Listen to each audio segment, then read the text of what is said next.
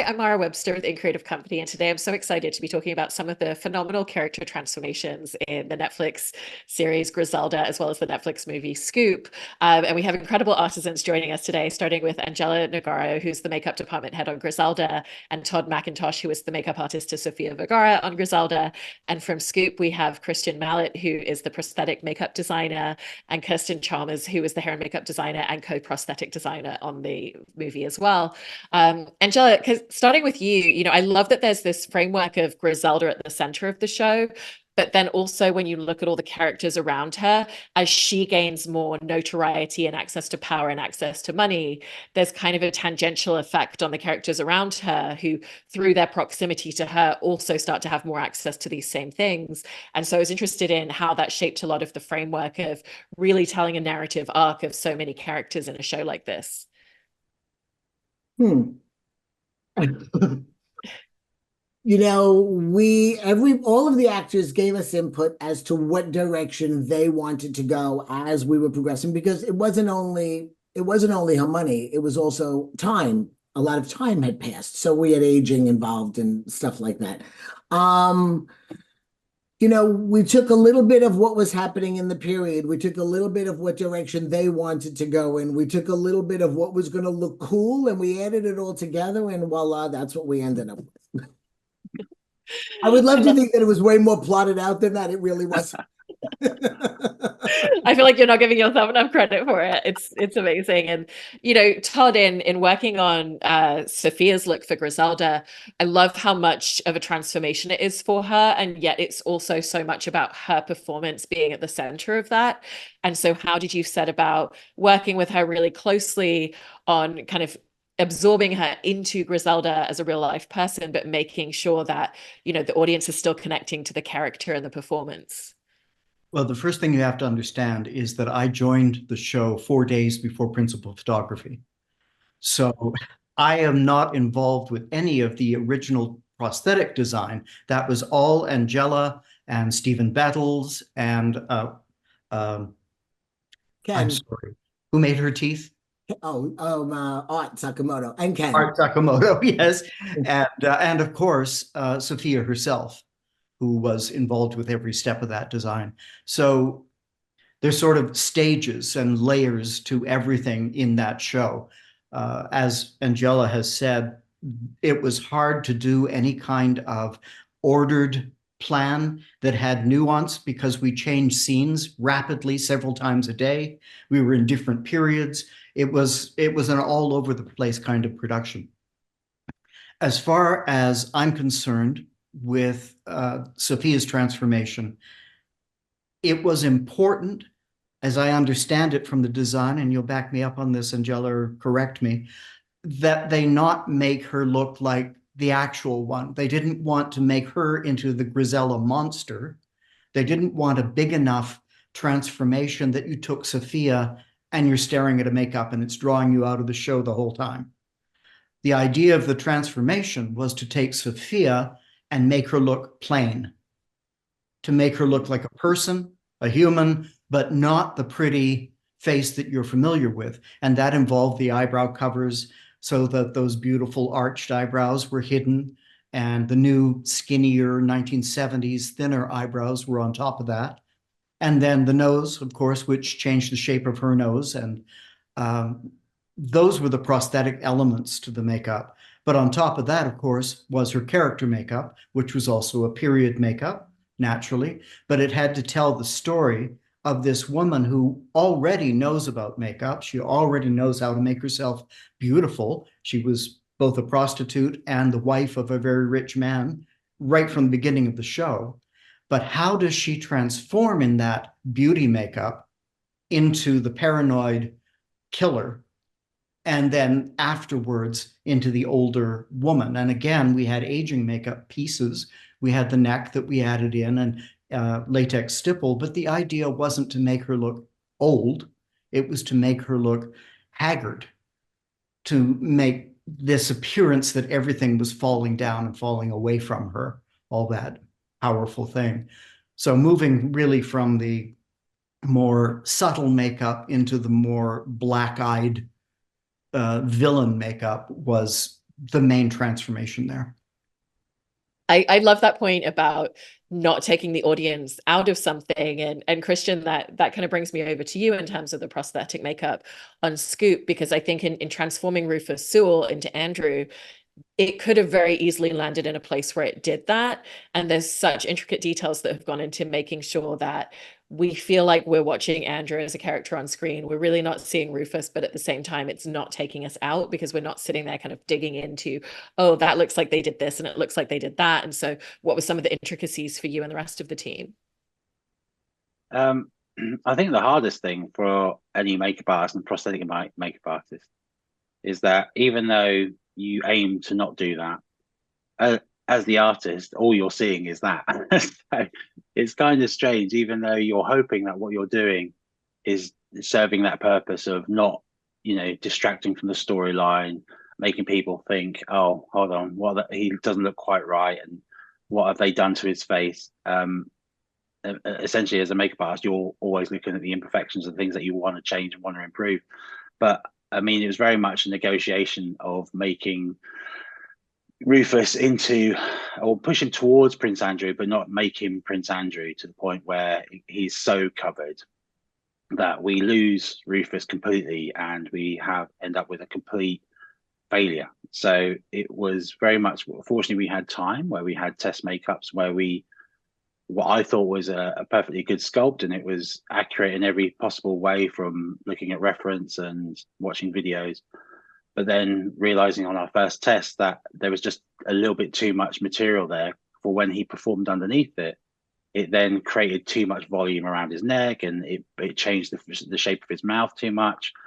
And obviously on a static sculpt, not a problem. But when you realize what he's doing underneath it, and that could have very easily, if we didn't have those other tests, we'd have been locked into, oh, well, we're just going to have to make this work. But because we had time to go, actually, let's just redo this element. Let's just take away some of that weight, get that away, and make it so it is more of a natural working thing. So it doesn't take the audience out of the story, was really quite key. But to be honest, it's kudos to him as well, because he really knew what he wanted to do in that makeup. So giving him time to perform in front of the mirror was quite incredible for him and for us. It's so great. And Kirstin, I've heard you talk about advocating for that time that was really necessary in pre-production, 100%. because this sort of artistry doesn't come together in a day. You can't suddenly create these looks and tomorrow we're on screen for everything. And so what were some of the key elements that you really wanted to have that time to figure out with the time that you were advocating for, particularly when it came to things like what Kristyan was mentioning about camera tests and the movement of looks? Well, we just wanted to be sure that we could still see a bit of Rufus, and he could, because we didn't know exactly how much of his performance would take over the elements of what we were doing. So it's like, it's such a fine balance between what he's putting into the role, what we are trying to give him so that he can make so that the things that he does are a little bit easier for him, or so that he has to feel 100% comfortable in the makeup, so that he doesn't even think about it. He can see himself in the mirror and go, yep, that's it. This is perfect. This is exactly, I can just be, I believe, if he believes it, then he can work with it, and then he can perform it, and then nobody's going to question it. If he's got an ounce of doubt in the way he looks, you've lost it, because everything shows on screen, every single tiny little detail, every expression. So all the detailing has to be absolutely perfect, because with prosthetics, people are they know what Rufus looks like. He's a very handsome, chiseled man, and Prince Andrew is not the same. So it's but we didn't want to make a caricature. That was the thing. He had to be believable, and everybody is going to analyze it. Who's interested in that in the story? They're going to analyze it and think, how far have they gone? Can we see it? And if they believe him within the first 2-3 seconds of seeing him on screen, then we've done it. And there was all the little details that I like, the eyebrow shapes, like the teeth, like how their hair sits on his head, like all the weight around his neck, how it sits on the collar, how the prosthetic how the chin goes over his collar, like Andrew's does on his collar. And it just if it all works well, you've nailed it. And I think that's what we managed to achieve. And you need the time to do that with the tests, because you don't know exactly, as Kristyan said, it's a static sculpt, and then when you see it moving and how the face works, it changes everything. So yeah. Absolutely. Angela and Todd, were there opportunities for the two of you to do any sort of camera tests before, or just because of, the scope of making a series and how quickly I see you laughing already, Todd, just because of the scope of how things were moving, having to kind of like be quite nimble and on the fly? We did a ton of them. And that's when we ultimately ended up asking Todd to come and join our team, because we knew that based on that, there were so many elements. To start off with, we knew that we could never actually transform Sofia into Griselda. Because if you've seen the pictures, and we've talked about this before, if you've, it's tremendous. The difference is tremendous. And on a television schedule, that was never going to be possible. So as Todd said before, our goal was always just to do something to make her look different. After repeated tests and trying to find what that was going to be and how we were going to configure that, like I said, then, and Todd said, we pulled, Todd came in to join us so that he was going to then be able to do all of this, because it was so much with her schedule. So he had the chance to do some, and, listen, he's modified completely from where we went along the way. Thank God for his creativity. And he was able to then adjust and do what needed to be done, because it changes, as our co-panelists have said, it all changes once they're actually in it and they're moving and they're doing. Mm-hmm. The difficulty for me was that although all of that was set, the actual application procedure and the coloring and all of that hadn't been set completely. So I did a makeup test on Saturday and we were filming on Tuesday. By the time we were at the end of the first week, I was still deciding what base to use. I didn't have all of that time to put it together, and it was extremely nerve-wracking. And thank heavens the DP and the director understood what I was going through and helped out as best they could. And Kristyan and Kirstin, in talking a little bit more about Scoop, what's so interesting about looking at all of the different characters throughout it is, you have that transformation with Rufus into Prince Andrew. You have Gillian Anderson transforming into another very recognized, there's really recognizable, visible figures for the audience. And so many people have watched that interview when it came out and since, to be able to kind of like look back at it and study it. And then you have other characters like Billie Piper's character that we're not so familiar with in the public sphere. And so what was that journey of having certain people that are so instantly recognizable to audiences, but then also having a little bit more creative freedom with some of the characters that exist behind the public sphere? Well, with Gillian, it was very much to get her as close to Emily as we possibly could. But again, they're similar, but not. We had to change her eye color, had to change her hair, so that's all wigs, and her skin color is slightly different. Emily's quite tanned, and she has TV makeup on quite a lot of the time. And so there were, again, subtle differences that we did, and we did a couple of tests, and then the Netflix was like, where's Gillian? And so it was like, I had to almost pair her back to sort of, we can only see Emily, so we need to move it back again. So there was all, a lot of shading and a lot of contouring, and just to getting the eye color exactly right, the eyebrow color exactly right, the roots on the wig, everything, the shape, the way that Emily's hair is a completely different shape to the whole of Gillian's head shape. So where the way that the hair was wrapped underneath the wig gave her a different silhouette. And then Billie, even though Sam McAllister is not so well recognized, she's got a very strong, iconic kind of look.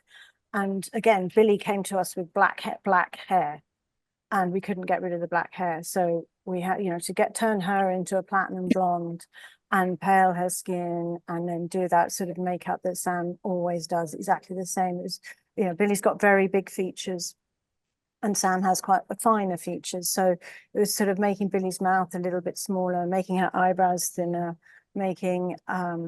just trying to bring things down, but again, not losing Billie, but changing her. And it's subtle transformations, it's little tiny decisions all the time, but is it this base? Is it that base? Is it this kind of contour? How much do we contour? How much do we change the shape of her nose, her mouth, her this sort of thing? And do we want prosthetics? No, it would be too much. It wasn't necessary for Billie. And we were thinking about it, weren't we, Kristyan, on Gillian? But it was just like, actually, we don't need it, because Netflix kind of wanted to see a little bit of Gillian. So it's just getting a balance. And because it was similar enough that it was like we had the essence of Rufus and Andrew, and we managed to get the essence of Gillian and Emily, that they sort of became a sort of third person. And I think that's each character, and that's basically, we thought that, you know, what with their performances and everything that they brought to the role as well, then that was good enough, and we felt the job had been done. So, but it's all tiny little decisions. The only other prosthetics was Jeffrey Epstein. Oh yeah, of course, yeah. You know, so you know, we had Colin, who played Jeffrey Epstein, and I mean, it's quite an important role. His eyes were very similar, but that was it, wasn't it?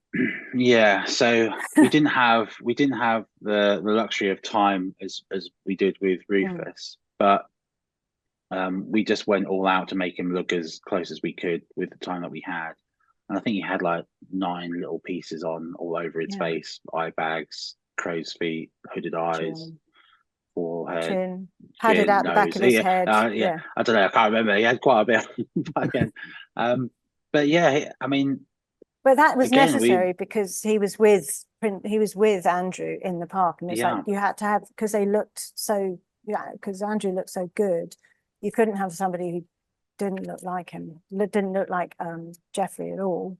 And Jeffrey Epstein obviously got such an iconic face, you know, so you had to give him good prosthetics for that as well.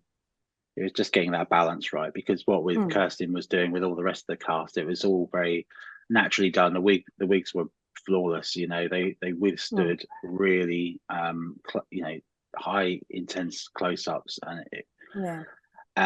and to be honest, I'm kind of glad that I didn't know the prosthetics were going to have quite as intense close-up until I watched it. I was like, oh my god, they really did go close. And I don't think I'd have slept at night knowing that they were going to do that. I'm kind of glad that I found it after the fact, but it just made our job much more, not so much difficult, but we had to be really careful, I think, it's very easy, I think, with prosthetics to go too far.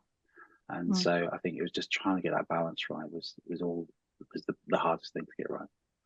Definitely, and you did such a great job with it. and with Griselda as well, Angela, I remember you saying that one of the first things that you did when you came onto this job was you actually reached out and contacted the police officers who arrested her back in the day. And I was just interested for both of you in terms of some of the research and reference points that you really found, especially because, you know, it's going back in time a bit, but there's still people around from that time that you were able to potentially connect with or look at photographs of, and how that influenced a lot of the looks in the show for both of you.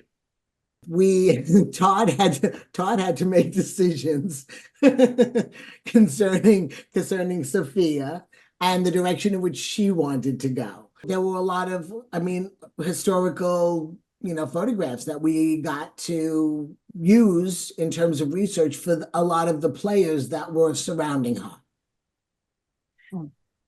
The work with Sofia was, it was almost a daily solve the problem kind of thing as we went through the process and developed what was going. For example, the prosthetics, of course, were silicone, so they were meant to blend into the skin. And if they're colored to match the skin, that works.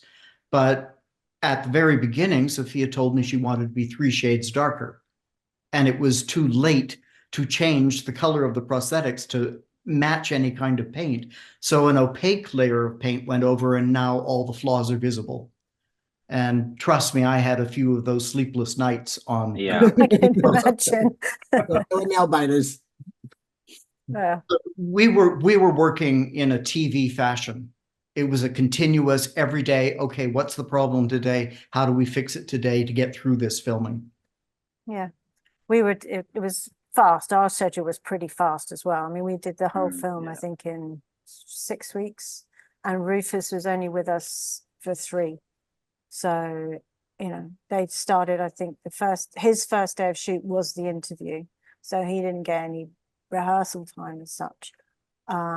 We had done a couple of tests. I think we'd done a couple of tests before Christmas, and then he'd gone back to LA, and then we had time to make something, and then we had a test, and then he went off for a week or two, and then came back, and that was it. And then we were into it. So it was just when everybody wasn't working at Christmas, Kristyan was. I think Kristyan was sculpting like a fiend. Yeah. Yeah, I mean, things go wrong. I mean, I think it's the nature of the beast. I mean, I remember on this particular job, we was trying to run the pieces like well in advance and paint them all up. And I don't know what happened, but there was a batch of silicone that we had that was running a lot softer than it should have done. So what was happening with the cap plastic on the surface was that when he crinkled his face, it crinkled loads, and it was like, what's going on? And we were on close-ups like this. Yeah, it was like, oh, the softness is really strange. So we literally had to scrap them and just run the pieces. Like, right, we're going to just have to run them. No, the pre-paint was non-existent for the next couple of days. We was just painting from scratch on every single piece. But it was fine. We got through it, but it was just like, you know, with all the when you're watching it dissolve in front of you, all the best intentions, you're wanting everything to be perfect. So you know, you can go and sleep at night and know that, oh yeah, we've just got an easy day tomorrow. Stick the makeup on, just look after it. It'll be fine. But no, I think, you know, sometimes you are tested. I think every single job you're tested, aren't you? There's no two jobs the same. Absolutely. And they're getting worse. Yeah, well, the timings get shorter and shorter, and the requests get more and more. They're getting more and more challenging, everyone. Yeah, it's like you can just write an email. Oh, it can be done. No, it's still got to be made. It's still got to be thought out and worked on. It's still got to deal with with actors and the people and everybody. You know, technology can bring things much quicker. At least you can get a 3D print of something now from, you know, or a scan from America to come to England. Well, thank God. I mean, you know, not have to get the guy to be in plaster cast or gelatin, alginate anymore, but it's still, yeah, that doesn't mean it happens any quicker.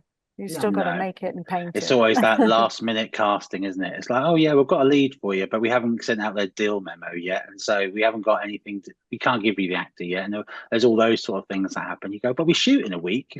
Oh yeah, well, he'll sign. And okay. Haven't you just got a drawer of prosthetics? To get made for him. And the thing is, it's such a universal language between makeup artists. You talk to any makeup artist around the world, it's like productions have decided to give you zero time to make anything, do anything, and still, weirdly, you always deliver. Do you not? And then you feel like we've just set the new boundary for them.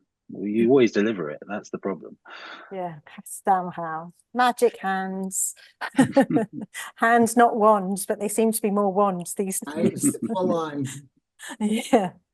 Yeah. Well, I'm so impressed by the level of detail that you've all brought to these projects, and it's been so interesting to hear so much of what went into making it. So congratulations on all of your incredible work, and thank you so much for such a lovely conversation. Thanks for your time. Thank you very much.